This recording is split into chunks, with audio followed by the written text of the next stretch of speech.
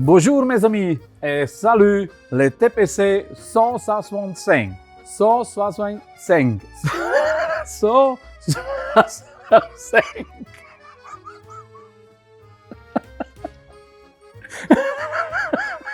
Der TPC 165 ist einzigartig.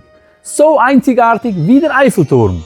Mit ihm wurden schon so viele Gebäude gebaut, doch wie alles im Leben braucht auch er ein bisschen Liebe. Und deshalb zeige ich euch heute, wie man den TPC 165 richtig wartet. Zuerst schauen wir, ob das Schwert in Ordnung ist. Dann die Kettenspannung und der Schwenkmechanismus. Alles super.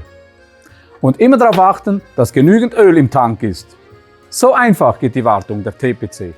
Also, schenke deiner TPC 165 ab und zu ein bisschen Liebe und dann bleibt sie dir ein Leben lang treu.